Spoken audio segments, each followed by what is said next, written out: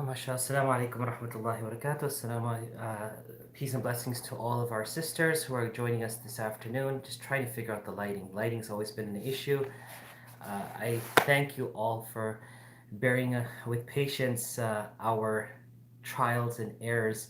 We've many of the scholars and many other people who are live streaming or who are doing recordings from their home nowadays. It's been a very difficult task because we're not accustomed to the setup and understanding exactly how things go. So I'm just trying to play with the lights here to make sure that we have some light in this room, if not not to make it so dark, inshallah. So jazakumullah khairan to all of you for your patience, for your kindness, for your kind words that will continue to give us the hope that we can make this better on a weekly basis for our community and the community at large. I come to you this afternoon from my home where we are continuing our journey of Islam because, my fellow sisters, we understand that the journey of Islam never ends. The journey of learning, the journey of applying, the journey of self rectification, the journey of representing Islam, the journey of changing the world to a better place. It never changes. It's a constant effort. There are always going to be hurdles and ups and downs when it comes to the journey itself, and that should be expected. I don't think any person goes from their home to the airport with the intention of traveling, assuming it's going to be a very smooth ride. We all hope for a smooth ride, but we prepare ourselves for long lines at TSA, for maybe being pulled over secondary screening, for delaying boarding the plane, for there to be issues in the route, or for there to be delay in taking off. These are all expected. They're not anticipated, but they're expected. It'd be foolish for someone to say, why is the line so long at TSA? Or why did you pull me over a secondary screening? This type of demeanor would not change the matter and make it better. Matter of fact, it would only make the matter worse. So, my dear fellow sisters in Islam, we are, as human beings, either we are instruments of rooting each other, or we are then the means of destabilizing the ummah, all of us. But at this time, Islam calls on us to be those pillars that will peg down this ummah. We need to be the pegs that will hold down this ummah, not to be the pegs that will run, and in result, the entire canopy intent of this ummah will fall. We don't want to see this happen in this ummah. We don't want to see it happen with our families. We don't want to see it happen with our children. And most certainly, we don't want to see this happen in our homes. And so, the first thing that I want to talk about before we get to our subject matter, and of course before that, your questions. So if you do have any questions, feel at ease and be prepared to type your question and send it my way. The chat box is open, so you will have the ability to ask questions, and inshallah, to my best of ability, I'll answer your questions. But before we get there, many people are somewhat frustrated. They're frustrated that they're at home together for too long. This shouldn't be a source of frustration because, as I said in our classes over and over again, our first obligation and duty after ourselves is towards our family. And the fact that our family is together is a blessing in disguise. I think what's happened is that we've become accustomed to being away from each other for so long, for prolonged periods of time every day, for such a long period of time, meaning decades have gone like this. Kids are gone to school and they come back home just for a few hours. Matter of fact, it looks like the schools are raising our children and not us. Our husbands or we go out of home to go to work, and we're out there for a majority of the day. We only come home like a hotel to sleep, eat, and help out a little bit, and then wake up in the morning and go back out. So this trend has become something that over decades has become what we consider the norm. And since this has taken the representation of the norm, it's become so difficult to reacclimate to what was supposed to be the norm. The norm of coming together, the norm of eating together, the norm of discussing together, the norm of bearing with patience one another. No one said our families are supposed to be a spit image replica of who we are and act like we would act and to be considerate of how we feel things should be. This was never a promise. The promise is that we have to be prepared to accept and embrace different types of mindsets within our homes. Someone will laugh a lot, someone will cry a lot, one of our children will constantly nag. These are the different natures. And as Muslims and Muslimas, and as mothers and wives, and as people who are building this ummah collectively, we have to understand that this is all part of the equation. So let us not give in and let us not give up on our journey to Allah subhanahu wa ta'ala. Let us understand that these are hurdles, and these hurdles should not be excuses for us to stop, for us to turn around or go back to what we want to do. So, that being said, this was just some opening words I wanted to share with all of you. And again, the lighting to me isn't really making any sense, but please forgive me. I'm trying my best from my side. But anyone have any questions, please feel free to ask. We are going to be transitioning from the chapter of the Muslim woman's duty towards her husband to, of course, her children. And before we do so, I just wanted to know again, if there is any questions, you have the time right now to do ask, as we would in our weekly class. For those sisters who have not attended our weekly Tuesday class, what we would usually do in the beginning is have the sisters ask any question, regardless of if it is of the subject matter or not. And if those questions are not there, then we would proceed and continue with our discussion for the day. So, in light of the absence of any questions right now, we will continue with our journey. Bismillah walhamdulillah wa salatu wa salamu ala rasulillah. Nashhadu an la ilaha illallah wahdahu la sharika lah. ونشهد أن سيدنا ونبينا مولانا محمدا عبد الله ورسوله بلغ الرسالة وأدى الأمانة ونصح الأمة فجزاه الله عنا وعن كل المسلمين خيرا. اللهم صل وسلم وبارك على سيدنا محمد عبدك ورسولك النبي الأمي وعلى آله وصحبه وبارك وسلم تسليما كثيرا كثيرا. أما بعد. My fellow sisters in Islam, alhamdulillah, last week's discussion, especially for those who may have not been on this journey with us, may have stood out like a thorn. Like, what is this about husbands' rights? And I want to point something out for those who have been on this journey with us, and for those who may have just attended last week as volunteers and participants in this class, not knowing that there has been a subject matter ongoing. What we are doing here in the strong, in of course, the ideal Muslima, is that we want to understand what I need to be for Allah. This is very important.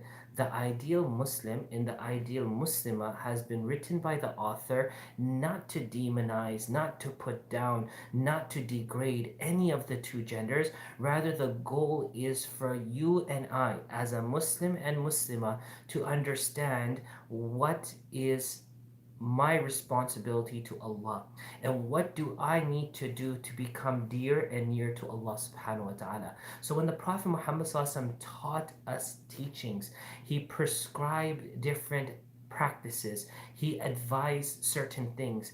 It was not in any way to put someone down.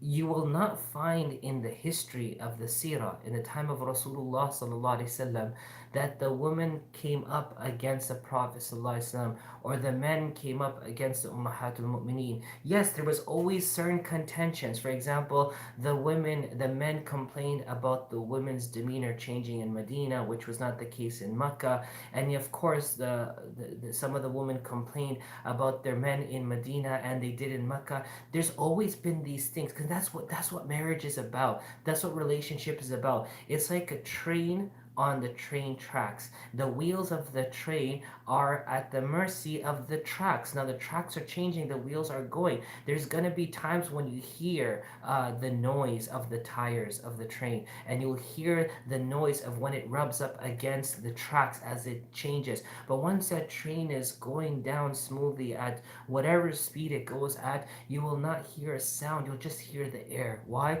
Because now there is a symmetry, there's a connection between the tires and the track, and that train is just steamrolling ahead. Same factor when it comes to marriages, when it comes to relationships, when it comes to family, when it comes to the opposite gender interaction. Our Islam prescribe prescriptions which initially are gonna screech and they're gonna make noise, and there's gonna be the growing pains in it. But once it gets on the path towards that success goal, inshallah, it's all gonna make sense. So what's happening in this ummah today, and with great hurt in my heart I say this, it seems that we're living in an ummah of competition. We're living in an ummah where one needs to prove itself to the other. We're living in ummah where we feel our salvation is upholding who we are against who we're not. Islam isn't a battle of the sexes. It's not a battle of genders. Islam is not about men over women or women over men. Or it's not a game of basketball or cricket or soccer where one team's against the other. This is a unit. And the word that I emphasized over and over again last week was there is a unit at play. There is supposed to be teamwork. Allah subhanahu wa ta'ala has identified the husband to be the captain of the team only because Allah is going to hold the husband accountable for what happens in the team. But that does not absolve the woman from her responsibility, nor does it absolve the captain from his responsibility. Everyone needs to do their part. So long we as Muslims, and I'm not going to say in light of the current relationships that someone may be in, because one size does not fit all in our Islam. Unfortunately, there are people who right now are living in homes with misery right now because of whatever is happening contradictive to the teachings of Islam.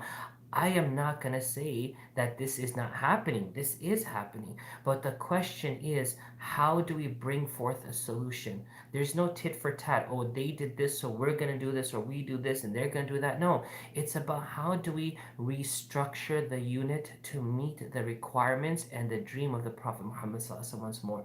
When can we become that unit? And so there's so much to be said in reference to that. And today, inshallah, we're going to discuss a few more points about the husband and the wife's responsibility towards the husband. And again, the wife is not being told to be a slave of the husband. The wife is being told by the Prophet ﷺ in doing what she does, she is pleasing Allah subhanahu wa ta'ala. And vice versa, when it's the ideal Muslim, a husband is being taught that in what they do, it's not because they're slaves of their wives, it's because they are pleasing Allah subhanahu wa ta'ala. If we were to take the energy that we're channeling against each other and channel it towards Allah, you will see both working uh, harmoniously towards Allah subhanahu wa ta'ala, and that symmetry, that connection, that love, that admiration, the respect, the ability to overlook will just adopt and adapt accordingly. But you have to focus your energies not on each other and not headbutting each other, rather on connecting to Allah subhanahu wa ta'ala. So the author says here, moving along with what the book says, mutual understanding and harmony between husband and wife cannot be achieved unless there is understanding between them on such matters, so that neither of them will fall into such errors and troubles as may damage the marriage which Islam has built on the basis of love and mercy and sought to maintain its purity, care, and harmony. Such a beautiful word. He's making it very clear that mutual understanding and harmony between the husband and wife cannot be achieved until or unless we are mindful over our duties to one another for Allah subhanahu wa ta'ala. In the absence of those duties, in the absence of that commitment that we have for each other under this banner which we call marriage, then there's never going to be teamwork. You could have, as I said last week, you could have the best players and make the best team, but that team will not be known for its good and its greatness because of the players. It will be known because of what those players do together. It's when those players work together, the team will be recognized as a great team. But when those players fail to work together and work with each other and work alongside one another and assist one another and cover one another and overlook one another's mistakes, then it's not going to be a team. It's going to be a big mess. And we are not here as an ummah to cause mess. We are here to bring solutions. So in those homes where there is no solution, Islam is teaching us how to bring that solution. And there's an array and a variety of items on the table that can be implemented or inserted to make that solution happen. So the Prophet Muhammad is giving us different advice, and not all advice fit you and I at this present moment, but they are tools in the cupboard, they are tools in the toolbox that we may be able to pull out and access if the time calls for it. So here it gives an example. The author gives an example. If the husband is a miser and spends too little on the wife or the children, sorry, then she is allowed to spend as much as she needs from his wealth on herself and her children in moderation without his knowledge. The Prophet Muhammad stated that Hind ibn Utbah, the wife of Abu Sufyan, when she came to him and said, Ya Rasulullah, sallallahu alaihi wasallam, Abu Sufyan is a stingy man. What he gives me is not enough for me and my child, unless I take from him without his knowledge. He told her, take what is enough for you and your child in moderation. Now, let me explain this part. Very important here. Now, this is not saying open an Amazon Prime account and just start spending. No, no, that's not what it's saying. It's saying that in the absence of the vital needs and necessities. See, Abu Sufyan did not spend on his family at all. He felt that there was no need. He didn't identify their needs. For example, many times in homes, we don't understand the needs of each other. We don't understand the needs of our growing children, the needs of our family. And so there may be a demeanor that, oh, you don't need it, it's fine. But if the need is such, and again, there's a very staunch difference between needs and desires, needs and wants, needs and pleasures. There's a big difference.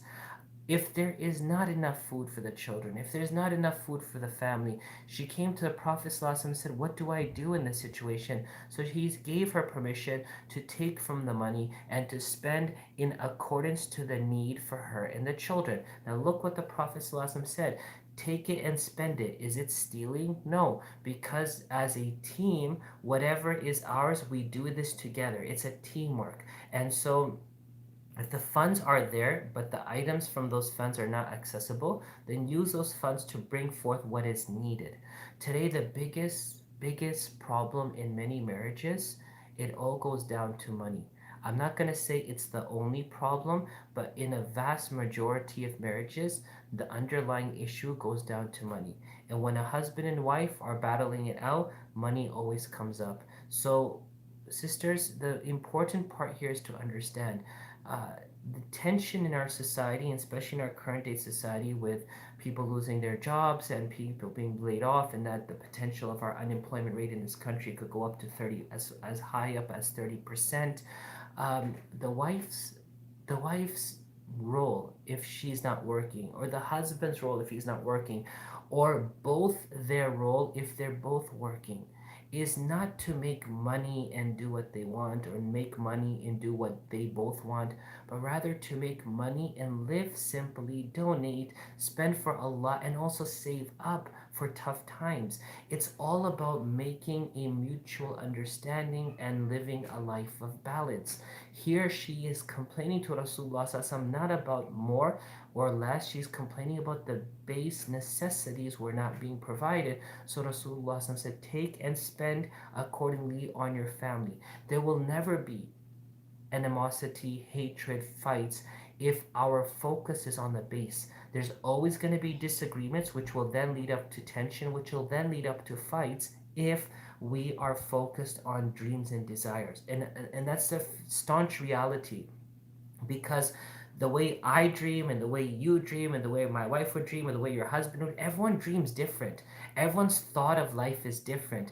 And that in itself is a recipe for a disaster and clash. And those clashes happen when it comes down to these minuscule things that, no, I think it should be like this, or I think the car should be like that. Don't make money and dreams the means of fighting reality. Do not make your dreams the means of causing destruction to your reality. Your reality reality is your home. Your reality is your marriage. Your reality is your family. That's a reality. Everything else is a dream. And those dreams need to be sacrificed only because of the fact that we don't want to see our reality crumble because of an assumed dream.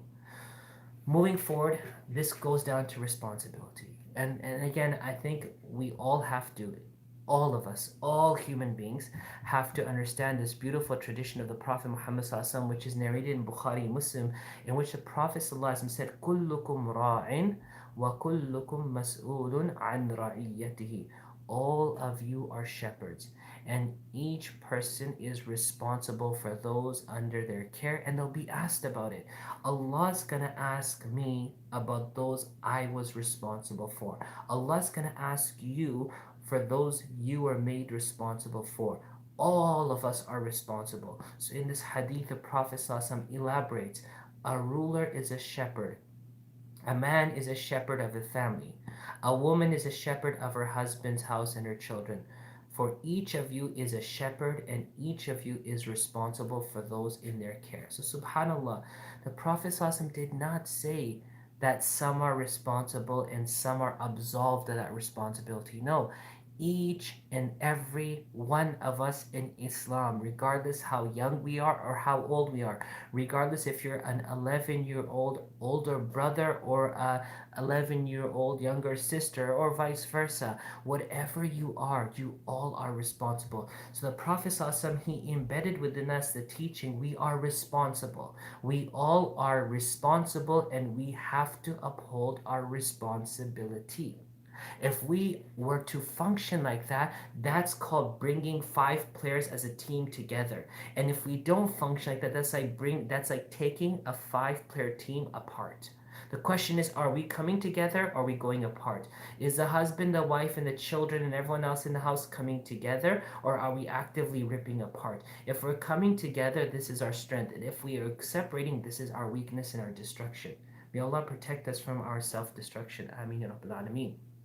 So moving forward, there's a lot the author says on the subject matter, and again, there's a lot to discuss, but I want to go to very core issues because we want to finish this teaching, which I feel is so important in our world right now. We have our families together. We have husbands and wives working from home. We have kids doing school from home.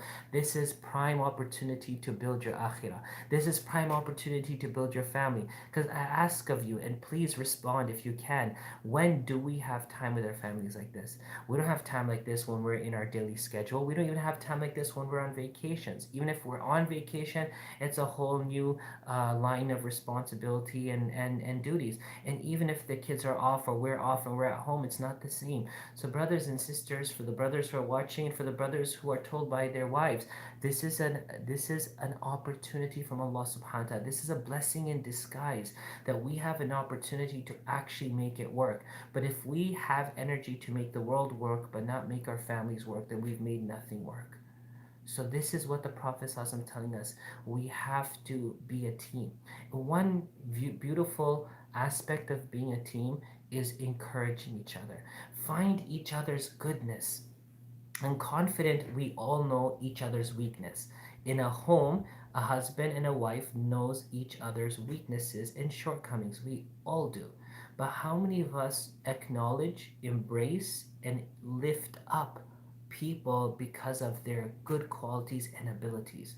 So one of the most key instruments of a Muslimah, a Muslim wife who is out to please Allah, is that she always encourages her husband and of course her family, and they also encourage her. Remember I said it's a vice versa thing here, but the topic in the book is about the Muslimah, so this is not bashing one and giving a leeway to the other. No, there's teachings for the men, and there's teaching for children, there's teaching for parents, there's teaching for couples, there's teachings for everyone in Islam, but our subject matter is for our fellow sisters in Islam. So in light of that, a Muslim wife is one who uplifts, who encourages, who actually pushes the family to what is best. So, one thing the author has written here, she encourages her husband to spend for the sake of Allah subhanahu wa ta'ala. One of the things that we do as a family is to understand that our blessings are from Allah subhanahu wa ta'ala, and our blessings have been given to us as a trust from Allah subhanahu wa ta'ala, and thus we need to do our utmost best to fulfill that trust. And in appreciation of that trust, giving back to Allah is always the best form of preserving what Allah has given us. So, another way that a true Muslim woman supports her husband is by encouraging him to spend and give charity for the sake of Allah subhanahu wa ta'ala, and not to waste money in extravagance and ostentatious purchases, as we see so many people doing in our world today. The alert Muslim woman always wants goodness and success for her husband. She, therefore, urges him to do good deeds and to do more of them, because she believes that by doing this, she will increase her honor in this world and her reward in the next. A Muslim woman, mashallah, as a wife, as a mother, has the ability to mold her children and her husband, and of course her family at large, to connecting with Allah and to do things for the sake of Allah subhanahu wa ta'ala. This has to become the vibe in our homes, that let's pray to Allah, let's talk to Allah. I know we talk a lot about religious practices and it's become like a hollow shell of doing things, but realistically, imagine if our energy is towards gaining the admiration and love of Allah, then that will prevent us and protect us from gaining the admiration and love of the people, because you can never do that. And in doing that, you're going to gain misery and you're going to be upset and you're going to fail miserably. But in gaining the admiration of Allah, you will live a life of happiness, you'll live a life of success, you'll live a life of sharing and caring. It changes things. If there isn't Allah in our homes, that would be one of the reasons of our miseries. There could be the practices. We're doing all the practices. Those are the shells. Where is what resides within those shells? We need to crack open the shells now and see what's inside my Islam. I need to crack open my faith and see how much of my faith is truly substance and how much of it is just air. So, there is this encouragement that the Muslim woman can do in her home when she advises her husband, no, we don't need these things. Let's give some money to feed someone today, or let's give some money to charity today. Because I promise you by Allah, and you all know this better than I do, mashallah, when we spend for Allah, we actually feel better. And it's not spending. I always say you're not spending on Allah or spending for Allah. You're actually depositing this for your account tomorrow. You're actually forwarding this money, just like how many of us have family members back home in other countries and we channel or wire money or we PayPal money to them. You're sending it forward. You don't say you lost money, you say that you shared your money, you sent it forward. So when we spend for Allah, it doesn't matter if the person we spend it on we know or not, we're sending that money forward. One of the most beautiful stories narrated about women encouraging her husband to spend for the sake of Allah is about Dahdah, when her husband came to her and told her that he had given in charity the garden in which she had and her children were living in. He came to her one day and said, remember the garden we all used to live in? I gave that in charity in hopes of receiving. Sorry, he told her he gave in charity the garden in which she and her children were living in hopes of receiving a bunch of dates in paradise. Subhanallah. Look at this. He says he gifted the garden in which they lived in hopes of gaining dates in Jannah. Like if anyone was to say, "Give me your BMW and I'll give you a I'll give you a Casio watch," or give me a Rolex and I'll give you $2, it doesn't match. Are we saying that a person is gonna give such a great gift for Allah, and in return Allah's gonna give just a bunch of dates? He thought that way, but remember, Allah will always give more. This was his mindset. So he said to her, I gave our garden up in hopes that I'll receive a bunch of dates in Jannah. She said, you got a good deal. and you got a good deal. The Prophet ﷺ commented how many bunches of dates Abu Dahda will have in paradise. He kept on repeating it. Sallallahu Alaihi Wasallam. Say Subhanallah. When the Prophet ﷺ heard this, he was so happy because you're gonna have so many bunches of dates. How many bunches of dates is he gonna have? He kept on saying it. How many he's gonna have? How many is he gonna have? Because in his mind, he thought that I'm gonna have to give so much for Allah and Allah will give me something small. But the Prophet said, you wait, inshallah, you're gonna see piles and mountains of dates that you wanted in exchange of what you gave for Allah today. My fellow sisters, truth be told, Allah has given all of us more than we need. If we have two pairs of clothes, we have more than we need. Let me give you an example of one of the governors of Mecca, on which the people complained that the governor comes out late every day and the governor does work late and blah blah. They had their complaints, and so the Amir al-Mu'mineen went and asked him, "What is this? What is one of these excuses that your people are complaining about?" And he answered very clearly. He said, "Ya Amir al-Mu'mineen, I have one pair of clothes. Every morning after Fajr, my wife gives me her hijab. I cover my body, I take off my clothes, she washes them, and we hang it. Once they dry, I wear them and I go out to do my duties." This was the sacrifices and life of the people. So, truth be told, with all respect to all of you and all our Muslims, we have to be reminded what our Prophet ﷺ told us. We're not going to take anything with us. Nothing goes forward with us. We are going to leave everything behind. So if there's a pair of clothing and you gifted it to someone and you brought a smile on their face, this is your paradise being built. If you have $1 in your pocket or 50 cents in your pocket and you help someone with their food or their grocery, this is going to be a return in paradise tomorrow. We're not being told to give up everything for Allah. Allah's not telling us to give up everything, but Allah does tell us He has purchased us and what we own in exchange of paradise. So by default, whatever we claim to be ours is truly not ours. It belongs to Allah. Now imagine if it belongs to Allah and then you use it for Allah and then you gift it to Allah. It is such a beautiful gesture that you are doing towards Allah subhanahu wa ta'ala. So not only does a Muslim wife encourage her husband to spend for the sake of Allah, she helps him. She helps, of course, the family. It's a collective effort to obey Allah subhanahu wa ta'ala. One of the qualities of the good Muslim wife is that she helps her husband to obey Allah in various ways, especially to stay up and pray at night. By doing this, she does him an immense favor because she reminds him to do something he might otherwise forget or neglect. Thus, she causes him and herself to be covered by the mercy of Allah. Yes, it is possible in the weekends to stay up and watch movies. It is possible to go out for a late dinner and come home late. Everyone does this once in a while. Why not create a schedule, my fellow sisters, that once a week that we will wake up as a home and pray tahajjud together. You don't have to do jama'ah. It's not a congregational prayer, but just stand next to each other, around each other, and just pray your tahajjud and see what Allah sends on all of you. Right? When you go out for a movie, when you go out for dinner, when you go out for leisure, you're spending money.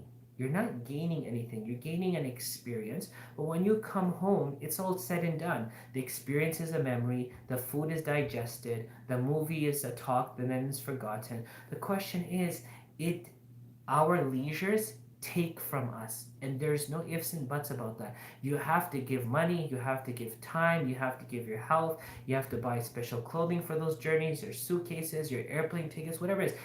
Leisures take from you. They don't give you as much as you give, they take. But Allah, when we go on this trip to Allah, Allah gives us more than we give to Him. What are you giving up? We're giving up an extra hour of sleep. What is Allah giving? Love, tranquility, peace, security, mercy, happiness, contentment, satisfaction, protection, perseverance, faith. This is some of them. Allah's giving us so much just for that 1 hour. So try it, especially these days. Wake up early and pray together and see what Allah subhanahu wa ta'ala gives. Allah subhanahu wa ta'ala, as I said, will not take from you. He will only ask from you to give up a little sleep, but He'll give you so much as a couple and as a family, as a home, in compensation for what you've given. What a beautiful picture. What a beautiful picture the Prophet Muhammad drew up of the married couple helping one another to obey Allah and to do good deeds and entering into the mercy of Allah together. This comes in the hadith narrated by Abu Hurairah radiallahu ta'ala, who said, the Prophet Muhammad, what do we say everyone? Sallallahu alayhi wasallam said, may Allah have mercy on the man who gets up at night to pray and wakes up his wife to pray. And if she refuses, he sprinkles water in her face. And may Allah have mercy on the woman who gets up at night to pray and wakes up her husband to pray. And if he refuses, sprinkles water on his face. Now I ask of you, did this hadith show a one-sided picture or a complete picture? If you want, you can respond and you can type. If not, I'm sure you're saying in your hearts right now, or you're saying aloud, that it's a complete picture. The Prophet ﷺ didn't say to the man to pull the wife out of bed and throw a bucket of water on her face. He said, Allah have mercy. May Allah have mercy on the man who wakes up the family, even if it means sprinkling water. And may Allah have mercy on the wife who wakes up and wakes her husband up, even if she has to sprinkle water. Remember, in 24 hours, and I learned this from my teacher when I visited him in Panama many years ago after the demise of our principal, which was, of course, his father. And he told me, just give Allah the morning. Give Allah the early morning, 1 or 2 hours. The rest of the day is yours. And realistically, sisters, let's try this. We're in this together as a whole nation and a world that's going into this semi-form of lockdown. Let's try this. Sleep early, wake up early. Remember, Fajr starts at 6:15. You can wake up at 5:40, 5:45 and still capitalize on this. Wake up at 5:30 and you can capitalize more. Give Allah 2 hours in the morning. That's all. Give Allah an hour in the morning. If not, give Allah half an hour in the morning and see how the rest of your day goes. So the Prophet ﷺ is he's giving us an example of how a couple works as a team and as a unit. There is no superiority of one over the other. There's a responsibility of one over the other, meaning greater accountability. And that's what Allah said in the Quran. But that does not denote the fact that there is no marriage or teamwork. This is a team. This is an effort. It's a collective effort. It's a collective investment. It's a collective accomplishment. And it is a eternal paradise for everyone. So let's keep that in mind. If in a home, in a marriage, there is animosity to the venomous extent that they feel, a couple feels, or one or the two feel, that this person's my enemy, then no, shaitan has really, really, really pulled you all the way down. No one is an enemy of the other. Yes, if there are, as I said, one size does not fit all. There are homes in which there are problems, and those problems have reached such a desperate state and such a dangerous state because of neglect and disregard of one or two or both, whatever it may be. We all have to work together to fix, and we all have to work together to embrace. We all have to work together to become the ummah. An ummah is not 1.8 billion people who live in their separate apartments with their chihuahuas. This is not an ummah. An ummah is where we work together and build together, and we build it from the ground up, not from the top down. So in short, one of the other few factors that I'm just going to brush through, because there's some really other things I want to go into today. When a unit is working as a team, they fill the heart of the other with joy. A wife should strive to fill the heart of her husband with joy, just as the husband should strive to fill the heart of the wife with joy. You should always be at your best state for each other. Just like when we go out to friend's house or people's house or an acquaintance house, we dress up and we present ourselves. This is for the men and the women. This needs to be done in the homes also. Homes should not be a state where there's misery and you only dress up for the excuse of going out. Dress up at home also. Feel happy. It's your home. Why should I feel happy in someone else's home, with someone else's food, with someone else's setting? It's your home. You should feel happy in your home. You should feel happy in your home. In addition, you should be happy to meet each other. Whenever a husband or wife meets each other in the beginning of the day, in the late evening, depending on schedules and work, be happy to meet each other. It shouldn't be like, oh, they're home. You should not have that demeanor. This is shaitan causing so much hatred, sowing so much hatred. The hatred has seeped into our nerves and our veins and our every fiber of our body. Sisters and brothers who are listening, we need to wake up out of this. This is not what marriage is about. In addition, as a unit, you share each other's joys and sorrows. If someone from anyone's family dies, you are there for each other. And if something good happens, you are there for each other.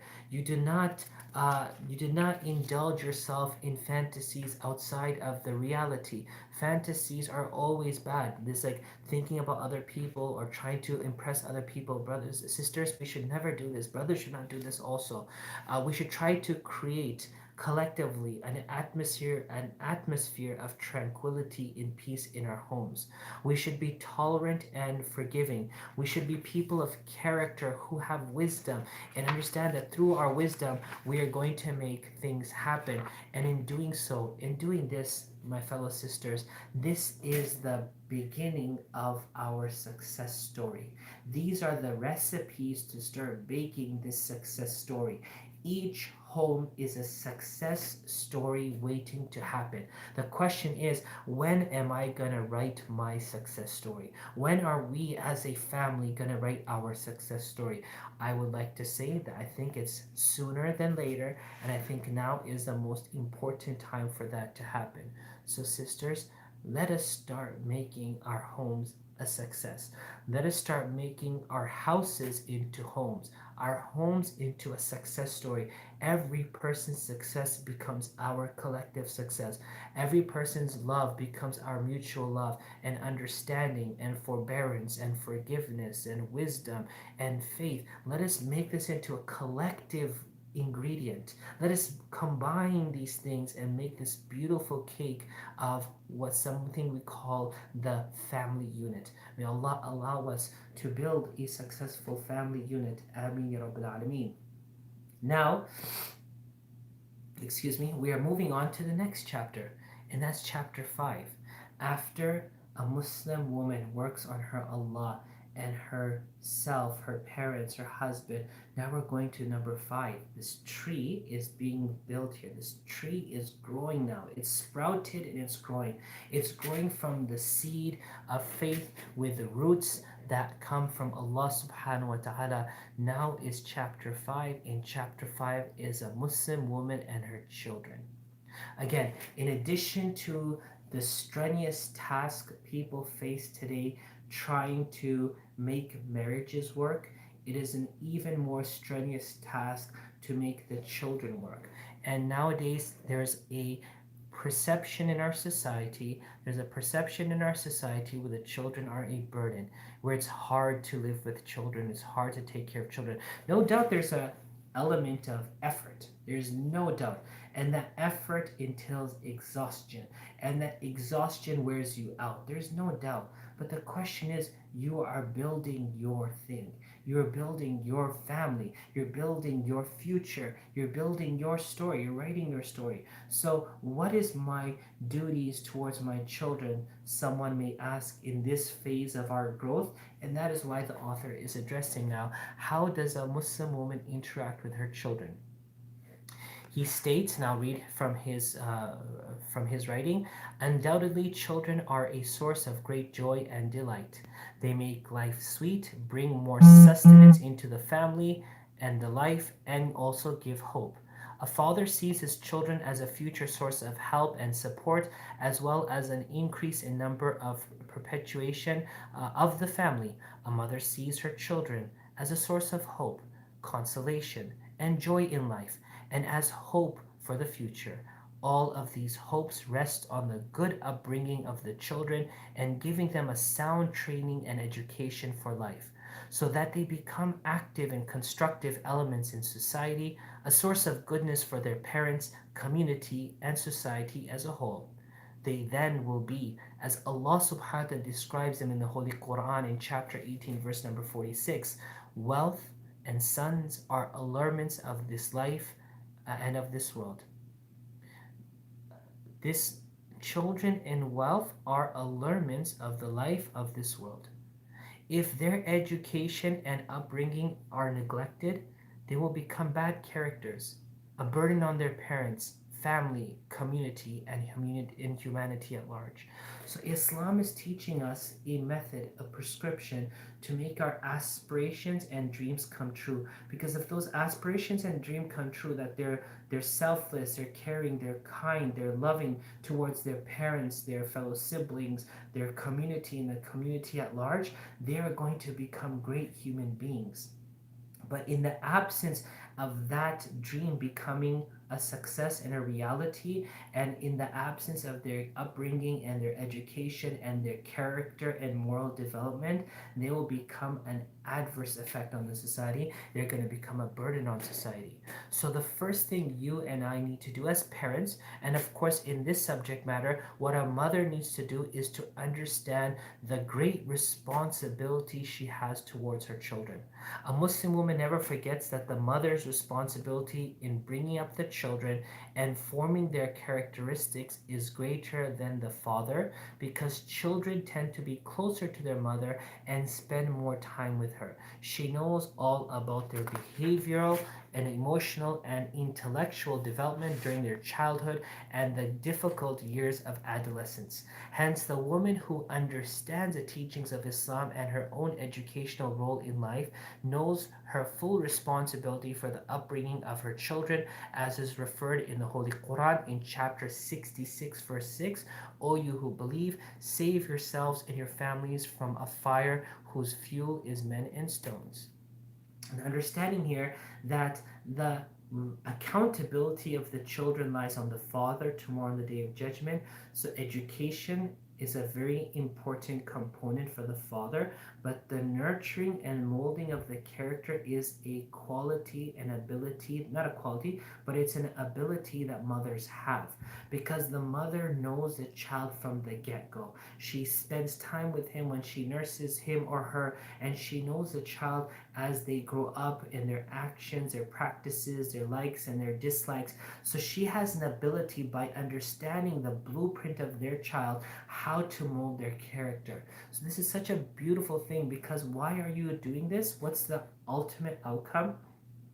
That they serve you when you're old? Inshallah, they will. But even if they don't, or even if they don't live to see that day, or you don't live to see that day, you are doing it for a much greater purpose. And that purpose is to save them from the hellfire and to save yourself from the hellfire. It's not going to be a beautiful day tomorrow if you make yourself to heaven and your children, your bloodline, fail to do so. Allah subhanahu wa ta'ala has promised to unite families together in paradise, but the effort needs to be made now to make that possible. It doesn't mean you have to succeed, it means you have to try. They may not get up to your level of piety or your level of sacrifice or your level of giving or whatever else, but they need to be somewhere close that Allah subhanahu wa ta'ala can pull them all together. We need to save our families from the hellfire. What takes a person to heaven? Good character, good morals, good conduct, good faith, good practices. And what takes a person to hellfire? Everything that's opposite to that. The Prophet ﷺ also referred to this responsibility in the hadith, and as of course it's the same hadith that we discussed earlier. Beware, each of you is a shepherd, and each of you is responsible and answerable for their flock. And it's a very lengthy hadith about the family and how each member has to take responsibility and will be held accountable for their responsibility. Islam places responsibility on the shoulder of every individual. No one person is left out. Parents, especially mothers, are made responsible for providing their children with a solid upbringing and sound Islamic education based on the noble characteristics that the Prophet ﷺ described and declared that he had been sent to complete and spread amongst people. The Prophet ﷺ said, what did he say? إِنَّمَا بُعِثْتُ لِأُتَمِّمَ مَكَارِمَ الْأَخْلَاقِ. I have been sent to make righteous behavior complete. If our Nabi Sallallahu came solely to make righteous conduct and righteous behavior complete, I need to ask myself how much of my conduct is righteous and in accordance to what the Prophet Sallallahu wanted us to have. Then ask how much of our, meaning the couple, husband and wife, of our behavior is righteous and complete, and then ask how much of our children's actions and behavior is righteous and complete. Based on this, you will understand that the gauge of success is our collective righteousness, our collective behavior, and our complete demeanor. That is why nothing is more indicative of the greatness of the parents' responsibility towards their children and their duty to give them a suitable Islamic upbringing than the verdict that the ulama and family should pay heed towards the words of the Prophet ﷺ. And we're going to discuss this hadith, and many people have reservation with this hadith, and many people, due to the inability to jump into it and refrain from it, it results in the misconstruing of this hadith. The Prophet ﷺ said, instruct your children to pray when they are 7 and hit them if they do not do so when they are 10. What does this mean? I want to understand this. What does this hadith mean that you instruct them at 7 and you hit them at 10? The Prophet ﷺ is not giving uh, open an open path for child abuse. He's not saying that. The Prophet ﷺ didn't hit his children. He didn't hit his grandchildren. He even said not to hit a person's face. The Prophet ﷺ in his teachings is very clear that hitting and beating is not part of it. But he's teaching us to take the matter of the source of our character development, which is prayer, seriously, that it's something that you start early on and you ensure it is embedded by a certain age. 7 nowadays is quite late, because by 7 they're already indoctrinated by all the immorality and all the nonsense that they are exposed to through the TV and the video games and the cell phone and everything else. So what it means is one of the prime focus areas of a person's character development is prayer. And as you develop yourself through prayer, make sure that your children start soon, they start early, and that it becomes a habit and it becomes their nature by a certain age. And it should be taken to such a serious effect that if it was to be something that you would express your anger with them on, it would be this matter. We as parents get angry with our children over frivolous things. Sometimes why they didn't do something, or why something wasn't done correctly, or why something was broken. We get angry. As parents, we all get angry on things that make us feel upset. Does prayer, the missing of prayer, make you feel upset in your home? Does the fact that your home deprived itself from a prayer in the morning, the afternoon, the evening, does that bring you to a sense of really bitterness and sourness, and that you feel at unease? If the fact that prayers are being missed and you feel that it doesn't matter, shows that there's going to be a character flaw. And as this child grows up without Allah, the child will never be a good human being. People do goodness, there's no doubt about that. Everyone does goodness. There's people who are agnostics and atheists who do goodness. But there's a very big and there's a very clear-cut understanding and connection between Allah being the source of everything, and thus one's demeanor being good always. Not for some places and some people or sometimes, always. all circumstances, all places, all people, all time. Now, that is a very difficult thing to create, and that's a very difficult thing to develop, that completion of righteous behavior, and the only way that's possible is through prayer. So that's why the Prophet ﷺ emphasized with these harsh words to say that if you want good children and obedient children, prayer is the only way that's going to make them so.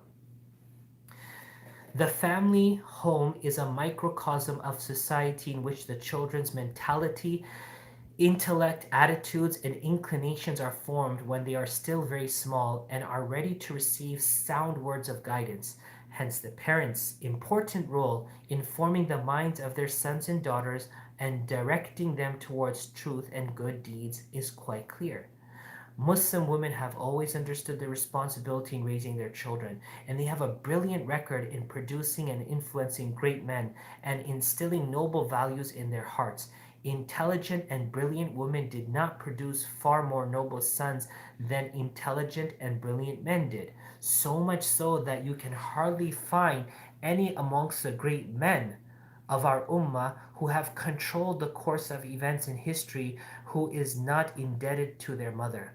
Zubayr ibn Awam was in debt to his greatness to he's in debt for his greatness to his mother, Safiya bint Abdul Muttalib, who instilled in him the good quality and distinguished nature. The child is a result of the mother's work. So this man cannot take, this Sahabi cannot take any attribute or claim of success except that it is going to his mother who instilled in him, may Allah be pleased with both of them, a good qualities and distinguished nature. Abdullah, Mundhir, and Urwa, the sons of Zubair radiallahu anhum, were the products of the values instilled in them by their mother, Asma bint Abi Bakr. Asma radiallahu anha, the daughter of Abu Bakr radiallahu anhu, was the reason why these noble men are known to be successful. It was because of their mother.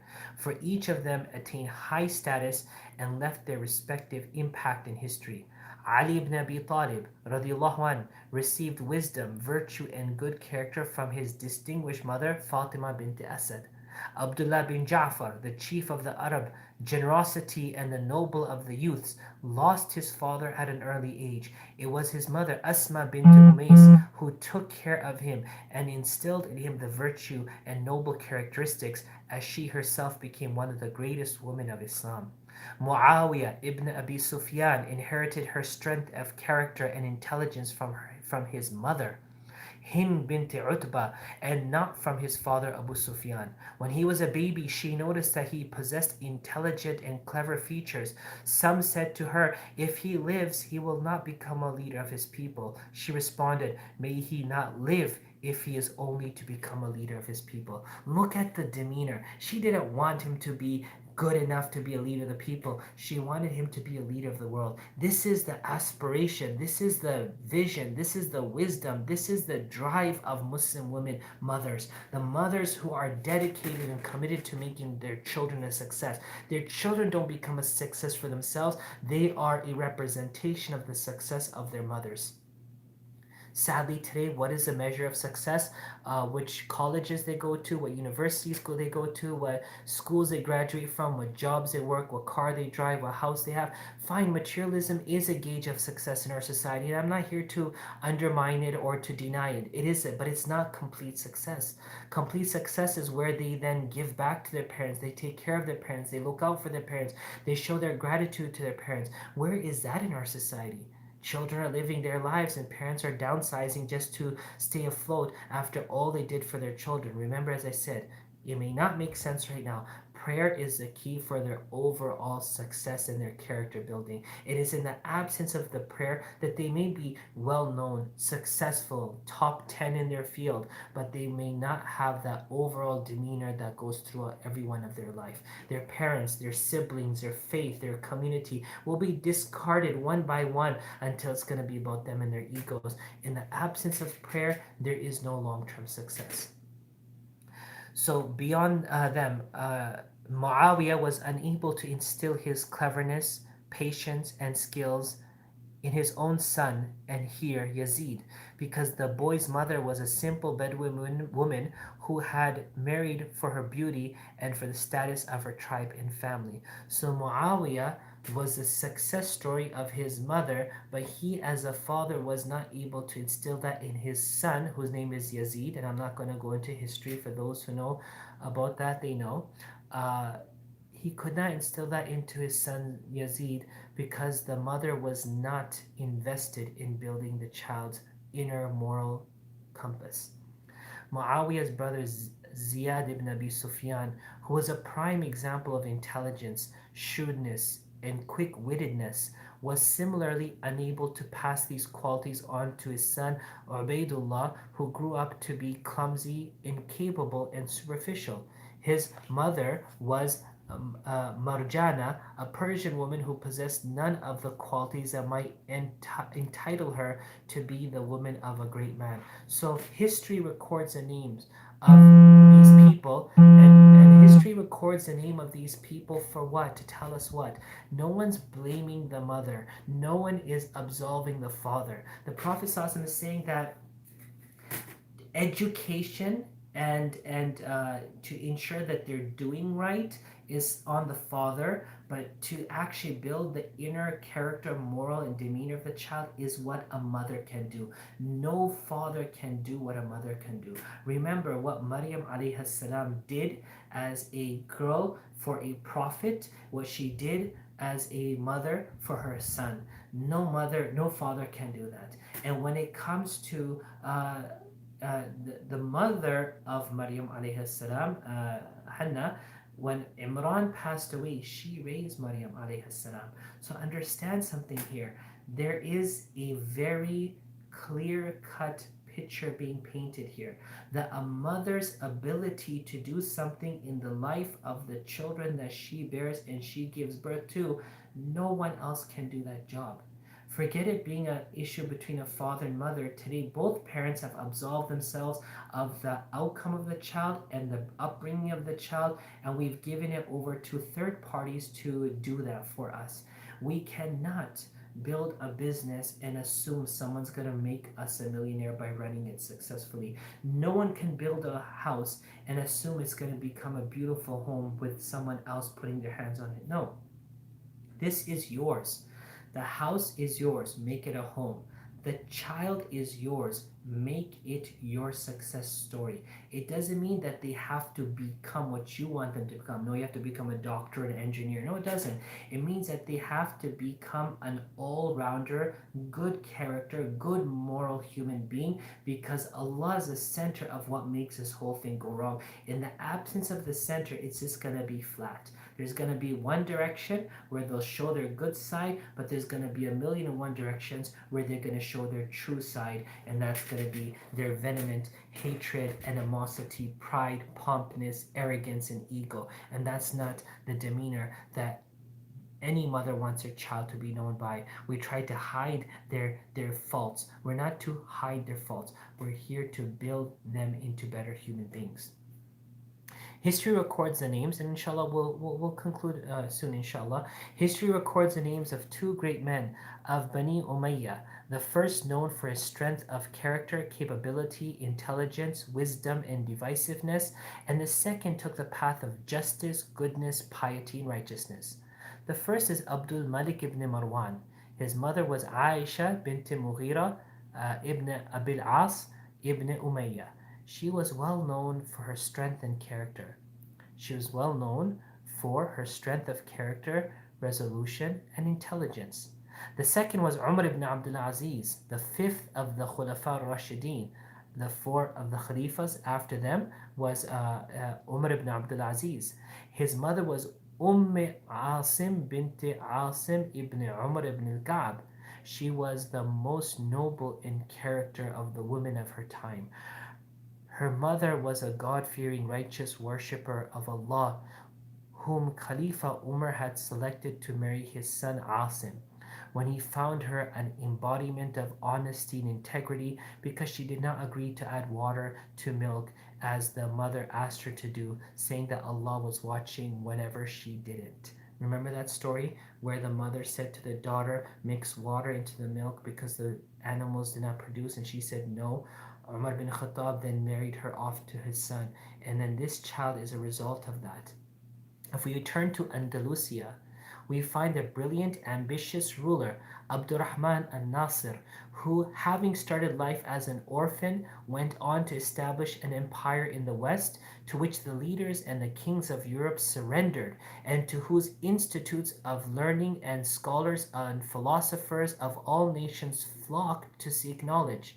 This state made great contributions to the worldwide Islamic center. If we were to examine the secret of this man's greatness, we would find that they lay in the greatness of his mother, who knew how to instill in him this dynamic spirit and ambition. During the Abbasid period, there were two great women who planted the seeds of ambition, distinction, and ascendancy in their sons. The first was the mother of Ja'far ibn Yahya, who was the wazir, the prime minister, and the prime minister of Khalifa Harun Rashid. And the second was a mother of Imam Shafi'i, rahimahullah. He never saw his father who died while he was still a baby in arms. It was his mother who took care of his education. There are many such examples of brilliant women in our history, women who instilled in their sons nobility of character and the seeds of greatness, and who stood behind them in everything they achieved of power and status. I want us to pause here. And subhanAllah, there is so much here that we're learning. We may not be known, our story may not live on after we die. People will forget our name just as in the world today, people are forgetting the names of those who once stood tall and were well known to the world. There are names that are being wiped out of history as we speak. People die, people forget. People contribute, they move on, and within a decade, no one even knows what they were about. So, my fellow sisters in Islam, if we feel that people need to know me, and people need to remember me, and people need to appreciate me, let it be known these are human, bodily aspirations. These are not spiritual aspirations, these are our carnal aspirations. They exist, and I accept it. We all accept that we want to be appreciated.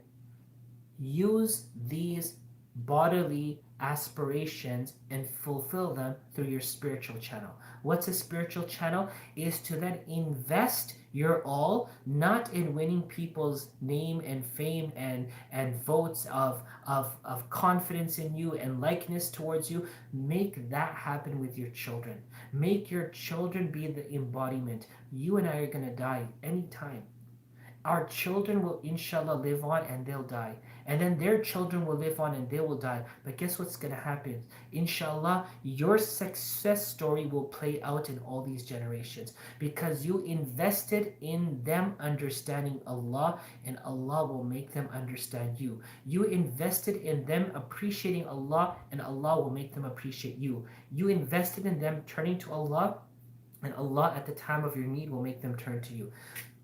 This is how this success story plays out. This is the reality of it, and that's why these historical examples were given to us, not so that we learn historical names and times and places and people, but we realize there is a successful trend that once existed, where the mothers build the demeanor and character completely of their children, which then the father then took towards an educational, responsible aspect of these children. And it was this combined effort of a husband and wife, a father and a mother, which made the children a story of success. And in their story of success, as I said, not just occupationally, but spiritually, morally, and ethically, made that the success story of the parents, and of the parents, the mother herself.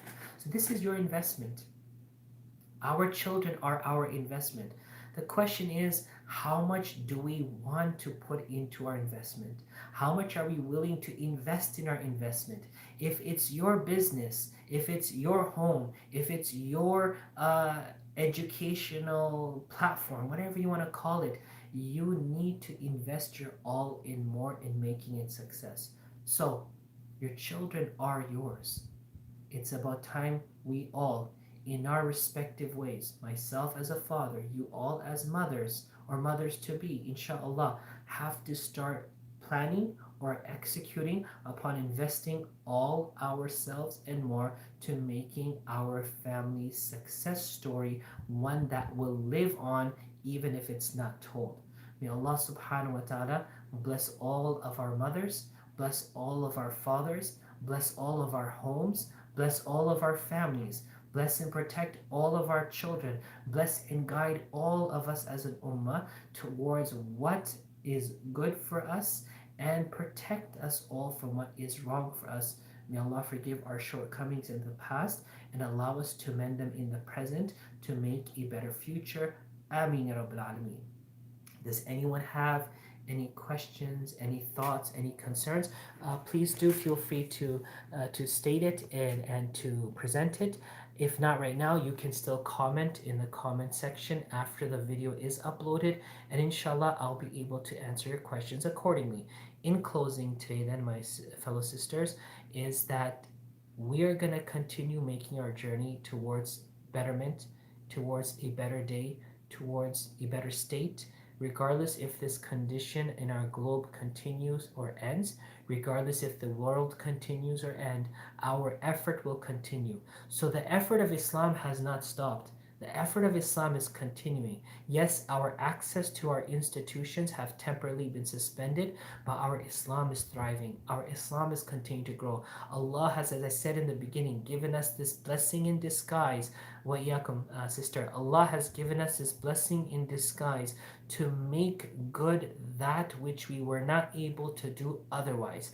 The scenario in our world today has brought us together. Let us capitalize on making it the best. Jazakumullah khairan to all of you. And again, I apologize. I've been playing with the lights, trying to understand. If I open this, it gets too bright. If I close it, so I'm still trying to improvise and learn. And I thank you all for your patience. It's not easy for me to go to any room and do this, because of course the children are at home also and they're studying and they're also doing their things. But I thank you all for your patience. I thank you all for accepting how we are trying to do this. Keep us all in your prayers, and you all are always in our prayers. May Allah be happy with all of us. Ameen ya Rabbil Alameen. Take care, and inshallah we'll see you later this evening. And for those who joined the Khatra last night, I apologize. For some reason in my mind it was 8:15, and that's why I started at 8:15. But please, inshallah, it's been uploaded. So if you were waiting at 8 o'clock and you never got it, again, the timings are just, where I got my schedule right in front of my phone. I'm trying to work with it. So inshallah, please forgive us for our shortcomings. But if you miss anything, it's on our YouTube channel. So do share this with your fellow sisters and friends when you get a chance. Let the message go out. This is not about who's speaking. It's about what's being spoken. May Allah make this reminder beneficial for all of us. Ameen Rabbil Alameen. Take care, and inshallah we'll see you all soon. My salam to your families, inshallah. Assalamu alaikum.